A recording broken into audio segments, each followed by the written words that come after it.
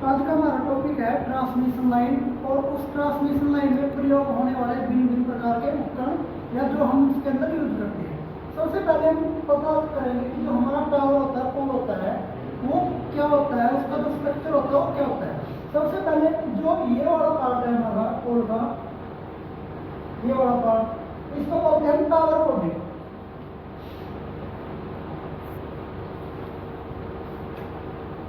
इसको बोलते हैं हम टावर बॉडी। फिर इसके बाद जो आगे का पार्ट हो गया, ये वाला पार्ट, इसको बोलते हैं हम केज।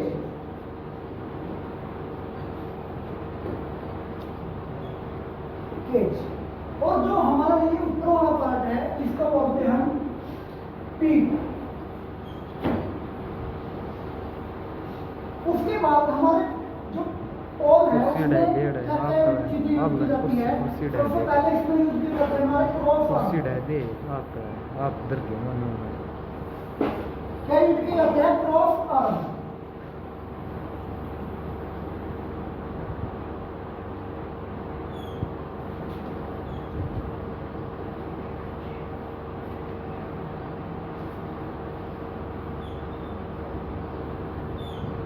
जिनके ऊपर हम इंसुलेटर लगाते हैं।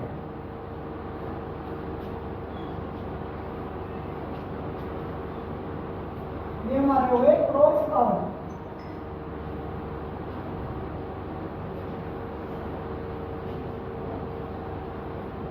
अब क्या होगा, हमारे क्रॉस आर्म होने के बाद कंप्लीट यहां लगाते हैं हम insulator.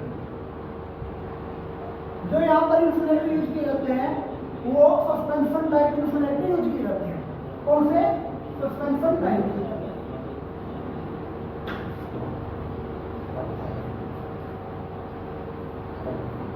Suspension type insulator use किए जाते हैं।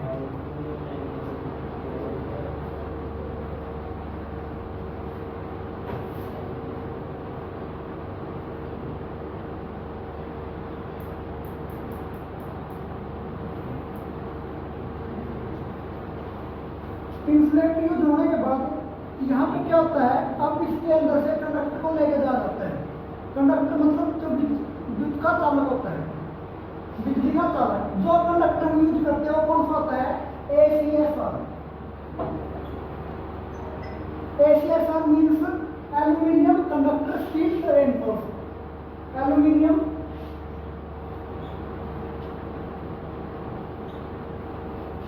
Conductor steel reinforce.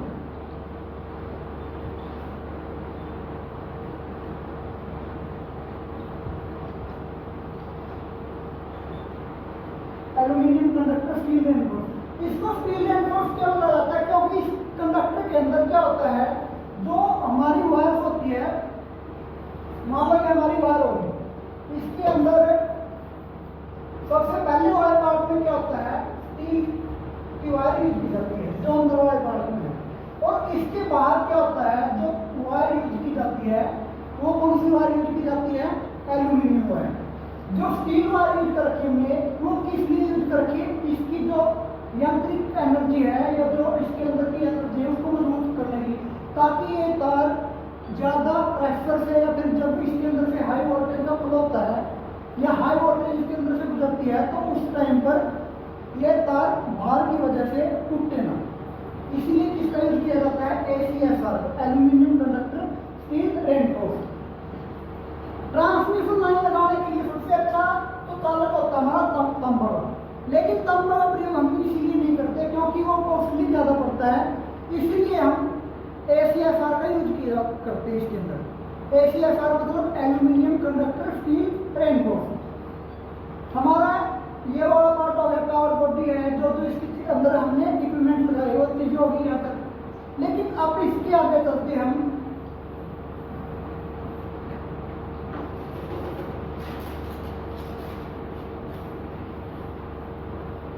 इसके बाद हमारे पास आता है टॉपिक स्पैन और सेग।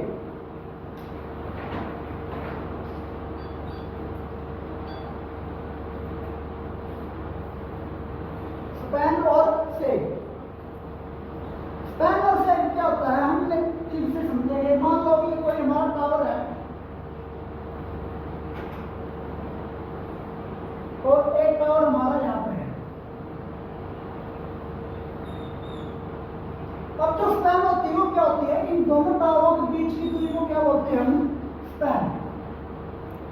टावर से इस टावर के बीच की दूरी को क्या बोलते हैं हम? स्पेन। हमारे यहाँ तक का टॉपिक क्लियर?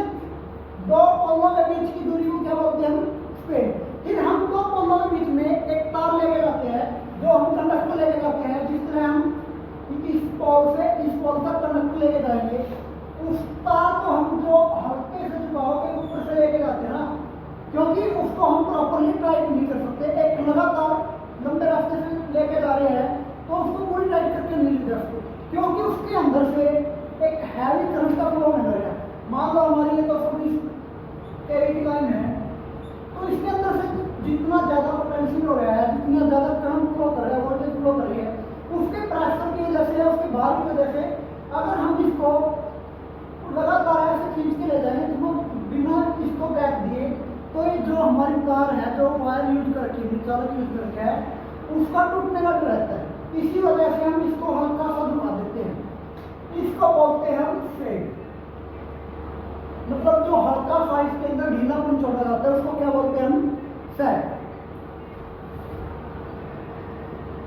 स्पैन हो गया हमारा, सैग हो गया। लेकिन उसके बाद जो चीज बची है उसको बोलते हैं हम ग्राउंड क्लियरेंस। मान लो ये चीज यहाँ पे हमारी धरती है और ये इसके बीच का जो रास्ता है ना, यहाँ से लेकर यहाँ तक, इसको बोलेंगे हम ग्राउंड क्लियरेंस। Ground clearance.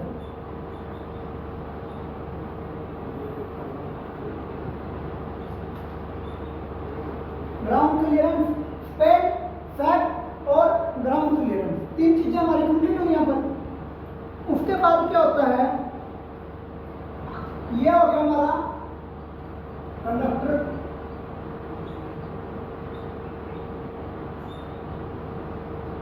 जो इस कंडक्टर का हल्का सा झुकाव है, जो ढीलापन है, उसको बोलेंगे हम सैग। और जो एक दूरी है इसको बोलते हैं हम स्पैन। इसके बाद क्या होता है, तार को लंबा खींचकर नहीं ले जा सकता। क्यों नहीं ले जा सकता? क्योंकि ये लंबा खींचने से ज्यादा वोल्टेज होने पर तार टूट जाती है। इसी वजह से इस तार को खींच करके नहीं ले जाया जा सकता। उसके बाद क्या होता है, स्पैन का भी हमने बता दिया। स्पैन क्या होता है, कम या ज्यादा भी होती है। जो ये स्पैन होती है ये कम या ज्यादा भी होती है। कम या ज्यादा किस तरह, ये स्पैन होती है जो 50 मीटर से लेकर 300 मीटर तक इस स्पैन हो सकती है। कम या ज्यादा किस वजह से होती है? कम या ज्यादा होने का एक इसका कारण ये है कि कोई एरिया घुमावदार है या फिर पहाड़ी एरिया है, किस जगह पर हम या फिर समतल जगह पर हम इसका यूज करेंगे, तो वो अलग अलग होगी हर क्षेत्र के हिसाब से। फिर इसके अंदर कितनी वोल्टेज है, लो टेंशन है या हाई टेंशन है, उसको भी हम देखते हैं। लो टेंशन या फिर हाई टेंशन। लो टेंशन और हाई टेंशन का हिसाब लगाते हैं, या फिर उसका जो क्षेत्र है, जो एरिया है, उसके हिसाब से हम इसको देखते हैं। यहाँ तक की चीज क्लियर?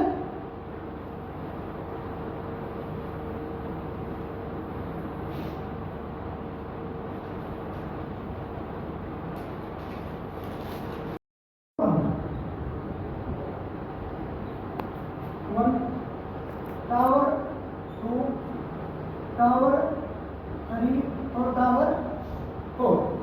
अब क्या होता है, जो यहाँ तक की है इसकी दूरी, इस टावर से लेकर के इस टावर तक की दूरी, यहाँ से लेकर के यहाँ इस टावर तक की दूरी, यह होती है हमारी स्पैन। मान लो 300 मीटर, 300 मीटर और 300 मीटर। ये एरिया के हिसाब से अलग अलग हो सकती है। मान लो कोई पहाड़ी एरिया है, वहां पर ये जो स्पैन होगी वो हमारी 150 मीटर भी हो सकती है, 200 भी हो सकती है। वो हम एरिया के हिसाब से देखेंगे।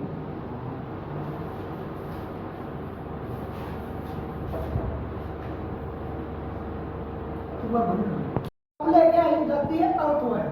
अर्थवायर क्या है, हमारे टावर के सबसे ऊपरी हिस्से से लेकर आई जाती है। टावर से सबसे ऊपरी हिस्से से अर्थवायर लेके आई जाती है। ऊपरी हिस्से से अर्थवायर को क्यों लेके आ जाता है?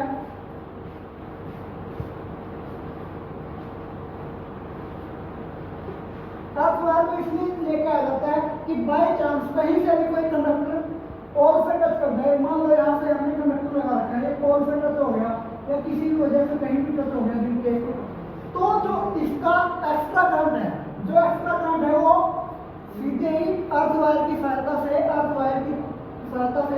अंडरग्राउंड कर देता है एक्स्ट्रा करंट को, जिससे क्या होता है जान माल की हानि होने से बचाया जा सकता है। जब टावर से कोई तार टच हो जाती है तो जान माल की हानि होने से बच जाती है। अर्थ वायर में इंसुलेटर नहीं लगाए जाते। जो ये अर्थ वायर यूज करके है, हमने इन वायरों के कंडक्टर में क्या लगा रखा है, इंसुलेटर लगा रखा है। लेकिन जो हम अर्थ वायर यूज करेंगे उसके अंदर हम इंसुलेटर का प्रयोग नहीं करते, उसको हम टावर से टच करके लेके जाते हैं। इंसुलेटर का प्रयोग हम क्यों नहीं करते, क्योंकि हमको क्या करना है, जो एक्स्ट्रा करंट है, एक्स्ट्रा करंट को अंडरग्राउंड करना है। अगर हमने यहाँ पर इंसुलेटर लगा दिया तो इंसुलेटर क्या होता है, इंसुलेटर होता है जो अपने अंदर से विद्युत को आसानी से आगे नहीं जाने देता, विद्युत का आदान प्रदान नहीं करने देता। इसी वजह से क्या होता है, यहाँ पर इंसुलेटर नहीं लगाए जाते, सीधा पोल से कनेक्ट करके इसको हम आगे ले जाते हैं। फिर हमारे पास क्या होता है, दो प्रकार के पोटेंशियल होते हैं, टच पोटेंशियल और earth potential. Touch potential, touch potential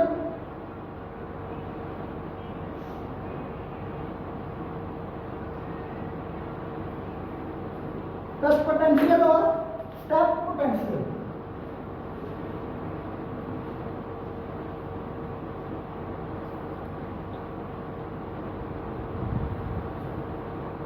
अब हम इनको समझते हैं क्या होती है दोनों चीज।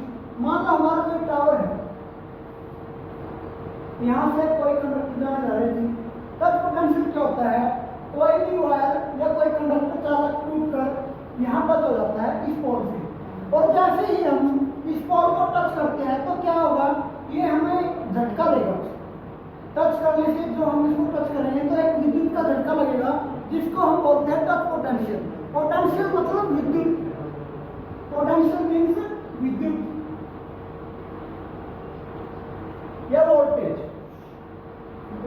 यहाँ टच पोटेंशियल का समझ में आपको, मतलब जब भी कोई कंडक्टर पोल से टकरा जाता है, पोल से टकराने के बाद अगर हम उसको टच करते हैं तो उसकी वजह से हमें झटका लगता है। इसी से बचने के लिए हम किसका यूज करते हैं, अर्थ वायर का, क्योंकि अर्थ वायर क्या करती है, जो एक्स्ट्रा करंट है उसको अंडरग्राउंड कर देती है। उसके बाद हम समझते हैं एक स्टेप पोटेंशियल। स्टेप पोटेंशियल क्या होता है, स्टेप पोटेंशियल यहाँ से कोई भी ये था हमारा टच, जब हम इसको टच करेंगे तभी करंट का फ्लो होगा, करंट लगेगा। मान लो बारिश का मौसम है या फिर ये वायर टूट के गिर गई, हैवी वोल्टेज, तो यहाँ पर क्या होगा, करंट का फ्लो होगा, करंट का फ्लो होगा। अब जैसे ही हम इस करंट के फ्लो के एरिया में आएंगे, मान लो यहाँ पर 40 वोल्ट, 60 वोल्ट, 80 वोल्ट ये वोल्टेज हो गया, यहाँ पर होगी 100 वोल्ट की बिजली है। तो जैसे ही हम यहाँ पर आए, यहाँ को विद्युत का झटका महसूस नहीं होगा, क्योंकि हम एक समान वोल्टेज के ऊपर यहाँ पे, लेकिन स्टेप वोल्टेज को या फिर स्टेप पोटेंशियल को हम समझते हैं। मैं यहाँ से गुजर रहा हूँ, मेरा एक पैर तो यहाँ टच करेगा, एक पैर यहाँ से टच करेगा, यहाँ पे मेरे को 60 वोल्ट मिल रहा है, यहाँ पे 40, मतलब जो वोल्टेज है उसके अंदर डिफरेंस पैदा हो जाए।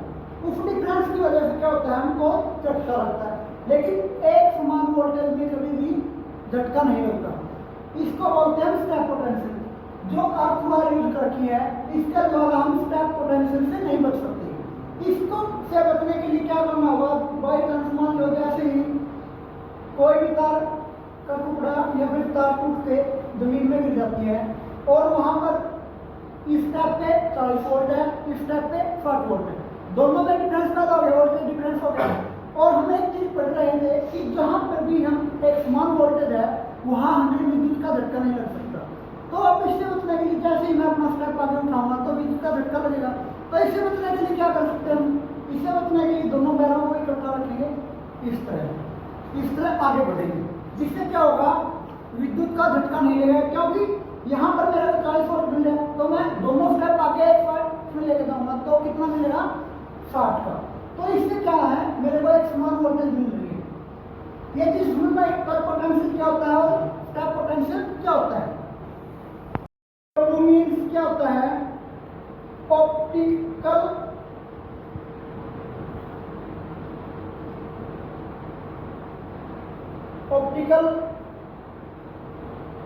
Ground wire,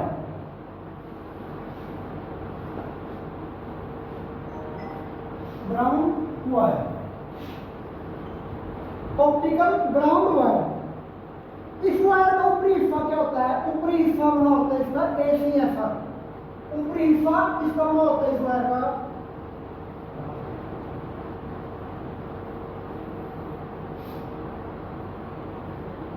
ACSR। ACSR का मतलब हम क्या समझ गए थे, एल्यूमिनियम कंडक्टर स्टील रेनफोर्स। मतलब इसके अंदर एक तार जो इसके बीच में तार है वो किसकी यूज करके हमने, स्टील की। जो ये कंडक्टर है वो स्टील कंडक्टर है, और जो ऊपर है इसके ऊपर से हम एल्यूमिनियम की तार का यूज करेंगे। एल्यूमिनियम चालक होगा, ये चालक एक भी हो सकता है, कई भी हो सकते हैं। वो डिपेंड करता है हमारा कि हम कितनी वोल्टेज की लाइन लेके जा रहे हैं, LP लेके जाने लग रहे हैं या फिर HP लेके जाने लग रहे हैं। LP HP का मतलब समझते हो, लो टेंशन या फिर हाई टेंशन, कम बिजली जाने लग रही है या ज्यादा बिजली जाने लग रही है। वो एल्यूमिनियम कंडक्टर किस पर डिपेंड करेगा, LP HP पर। इसके बाद क्या होता है, जो ये हमने वायर यूज की है OPGW, ऑप्टिकल ग्राउंड वायर, ये एक नॉर्मल वायर नहीं होती। इसके जो अंदर ऊपरी हिस्सा था किसका था, ACSR का था, और जो इसका अंदर वाला हिस्सा है वो हिस्सा कौन सी वायर का यूज करते हैं हम, इंटरनेट केबल।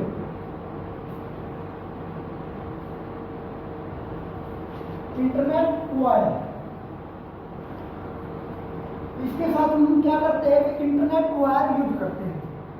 इंटरनेट वायर का क्या होता है, इससे हमें एक तीर से दो निशानों का काम चल जाता है, क्योंकि हम आपका भी काम ले रहे हैं यहाँ से और कम्युनिकेशन के लिए इंटरनेट वायर भी लेके जाने लगे हैं।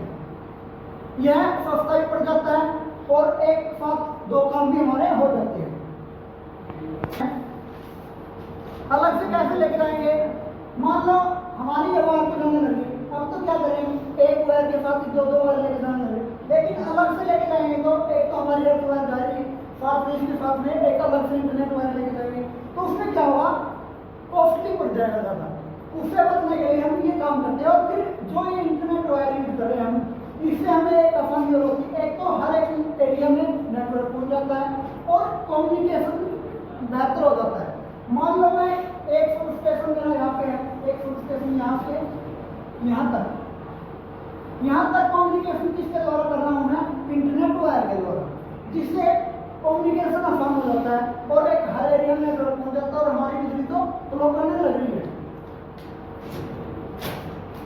इसके बाद है jumper wire.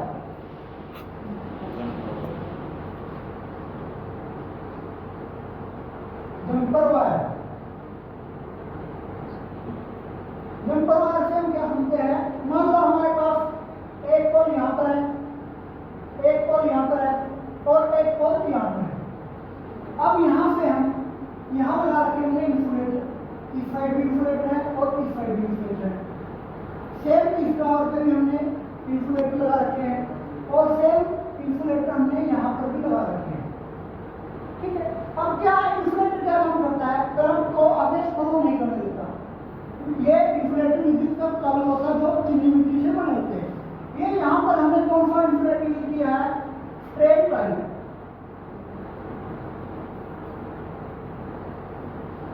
Straight pipe insulator use किया, लेकिन हमने यहाँ पर जो इंसुलेटर यूज किया था वो कौन सा था, सस्पेंशन पाइप इंसुलेटर।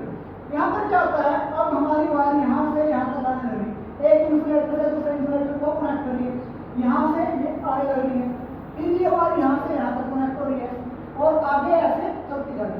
अब मान लो ये मेरा एरिया हो गया 20 किलोमीटर, क्या मैं एक ही वायर को 20 किलोमीटर तक ले जाऊंगा? अगर ले जाता हूं तो भार की वजह से वो तार टूट सकती है, टूट जाती है।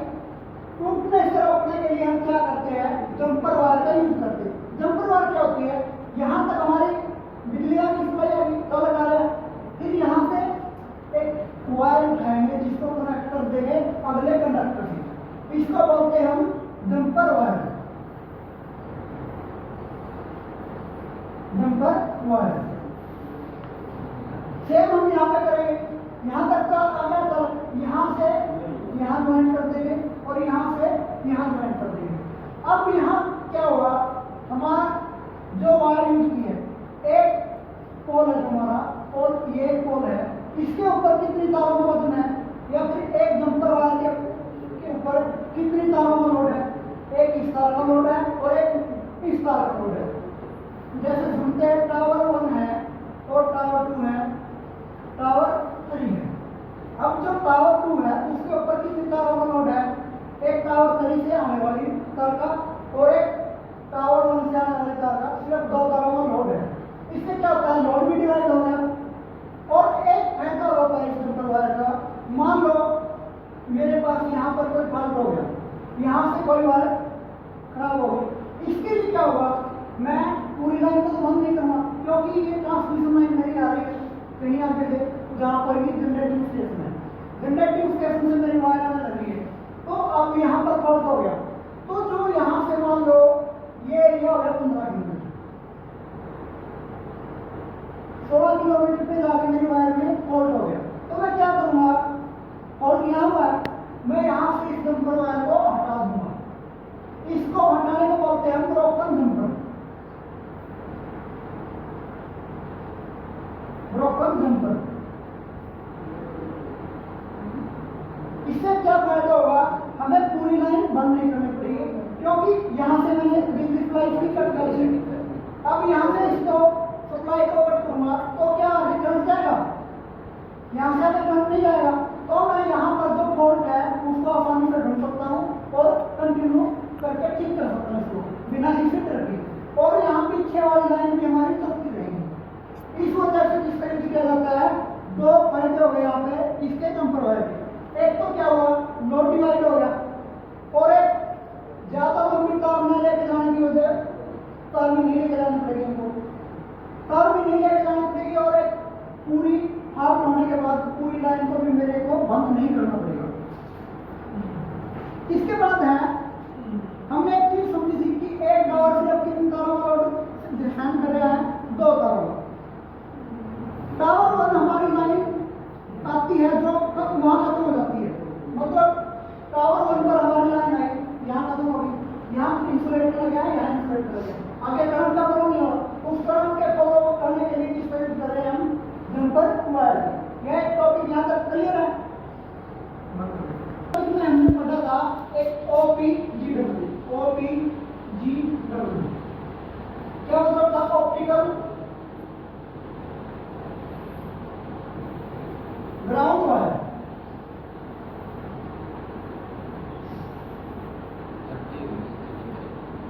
इसके अंदर क्या था, हम इंटरनेट केबल लेके गए थे, किसी को अगर ध्यान हो तो, फिर क्या है उसके द्वारा हम एक चीज का फायदा होता है हमारा, उसको बोलते हैं PLCC, power line carrying communication. Power line carrying communication.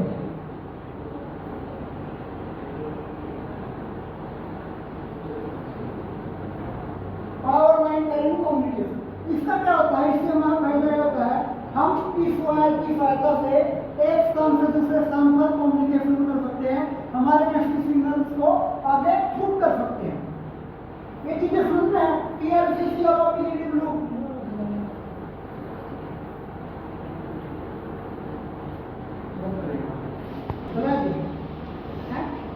इसके बाद है SBD।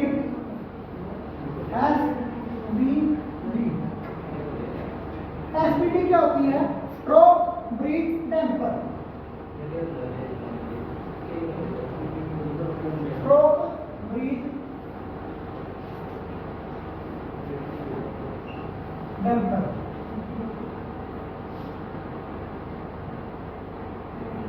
स्ट्रोक ब्रीथ डैम्पर ये क्या करती है, मान लो कोई भी हमारी यहाँ से वायर जाने लगी है पोल से, इस पोल के अंदर एक हाई वोल्टेज आने लगी है, या हाई टेंशन डाल रही है, तो इस तार के अंदर इतना ज़्यादा करंट फ्लो करेगा तो उसके अंदर वाइब्रेशन होगी। उस वाइब्रेशन को कम करने के लिए किसका यूज करते हैं हम? Stroke bridge damper.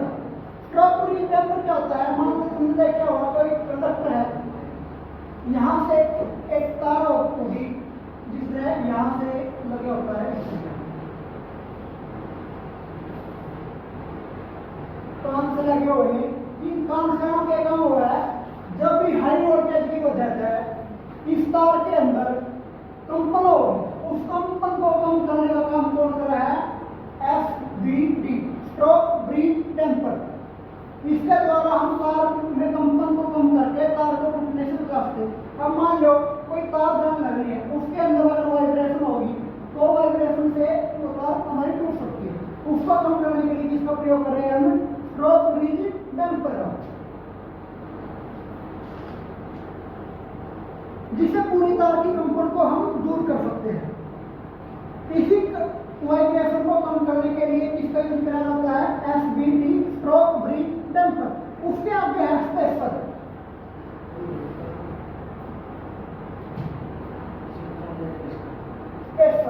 स्पेसर से सुनते हैं हम।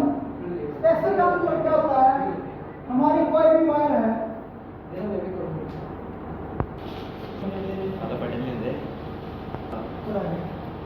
स्पेसर का काम क्या होता है? मान लो हम कोई भी यहाँ से टावर है, दो टावरों के बीच में वायर जॉइन लगी। अब इस वायर में क्या होता है? इस वायर में जिसमें तुमने गम देखे होगा, अपनी कोई भी लाइन जॉइन लग रही है, गम में डिस्ट्रीब्यूशन लाइन हो रहा है, उस लाइन वहाँ पे इन तीनों तारों में अलग करंट अंदर एक फट्टी का टुकड़ा या फिर कोई लकड़ी लगा देना तीनों तारों में, ऊपरी तार से बंदी फिर यह बंदी फिर यह बंदी, मतलब इनके बीच में गैप पैदा हो जाए ताकि ये तार आपसी में टकराव नहीं। तो बड़े बड़े पुलों में किसका यूज किया जाता है? स्पेसर का यूज किया जाता है। तो स्त्रियां लगाया जाएगा स्पेसर तीनों तारों के बीच में, ताकि जो ये तीनों तार है या चार तार है आपस में कहीं से टच ना हो। स्पेस बनाने के लिए स्पेसर का प्रयोग किया जाता है। स्पेसर सभी तारों को बीच में स्पेस बनाने के लिए प्रयोग की जाती है, वो आपस में टच ना हो और कहीं पर भी फाल्ट ना हो। ये जिसमें गाँव में एक लकड़ी की पट्टी लगाई जाती है और फिर लकड़ी लगाई जाती है। जो स्पेसर है वो लगाना बहुत ही इंपॉर्टेंट होता है, बहुत जरूरी काम होता है और जरूरी होने के साथ साथ ये एक बहुत मुश्किल कार्य होता है।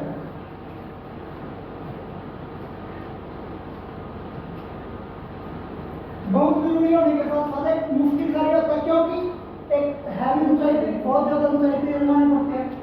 इसके लिए क्या होता है? कई जगह तो जिस तरह पहाड़ी एरिया या फिर कहीं लोग हम हेलीकॉप्टर का भी यूज कर सकते हैं। हेलीकॉप्टर के दौरान सीट बेल्ट लगा के जो फिर कोई सेफ्टी बेल्ट है वो लगा के जाएंगे पोल के ऊपर और फिर वहां स्पेसर लगा देंगे। तो एक बहुत मुश्किल कार्य होता है और इसको इस काम को करते समय सावधानी भी रखनी पड़ती है, जिसके लिए हम सुरक्षा बेल्ट या सेफ्टी बेल्ट का प्रयोग करते हैं। इसके बाद है गार्डिंग वायर।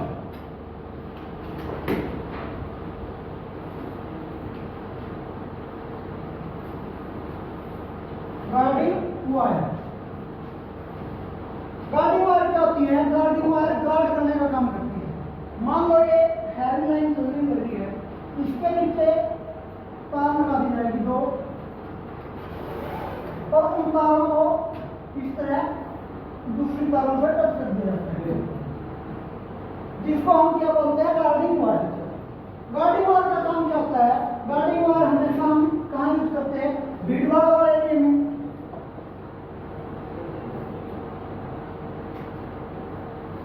भीड़ भाड़ वाले एरिया में या फिर हाईवे क्रॉसिंग के लिए, रोड क्रॉसिंग के लिए, कोई तालाब है उसकी क्रॉसिंग के लिए या फिर कोई नहर है उसकी क्रॉसिंग के लिए हम गार्डिंग वायर का यूज करते हैं। गार्डिंग वायर क्या करती है? गार्ड का काम किस तरह करती है? मान लो ये तार यहाँ से टूटकर नीचे धरती में गिरेगी, तो जो गार्डिंग वायर यूज करती है ये इसको अपने अंदर ही अपने ऊपर ही रख लेती है, इसको नीचे टच नहीं मिल देती, जिससे हमारा जान माल का हम नुकसान होने से बच जाता है। इसके बाद होती है एरियल मेकर बोल। एरियल मेकर बोल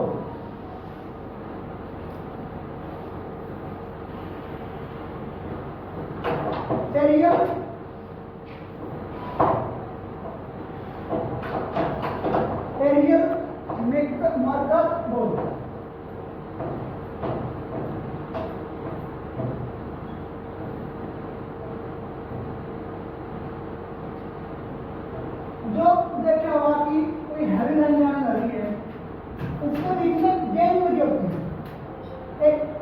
अंदर जो हेलीकॉप्टर वाला एरिया में या मतलब एयरपोर्ट के आसपास, एयरपोर्ट के आसपास उसकी अपनी होती है 50 फुट की दूरी में रह जाती है। पहाड़ी एरिया में, पहाड़ी एरिया में ये लगाई जाती है 200 फुट। या फिर समतल एरिया में कितनी होती है 50 से 300 फुट के एरिया तक लगाई जा सकती है। जो क्या करती है, हमारे दो प्रकार के कार्य करती है। एक तो ये इंडिकेशन का कार्य करती है और एक इसके अंदर सेंसर लगाता है जो हमारा कोड बताने में भी सहायता करते हैं। मान लो यहाँ पर लगी है तो उसकी सहायता से हम ये पता लगा सकते हैं कि किस कोड में फॉल्ट है, जो सेंस करती है, लोकेट करती है। ये काम किया तब इसका एरियल मार्कर कोड कर देंगे। कल हम इसके बाद कुछ आगे के टॉपिक करेंगे। आज की क्लास में यहीं पर समाप्त करते हैं। Thank you.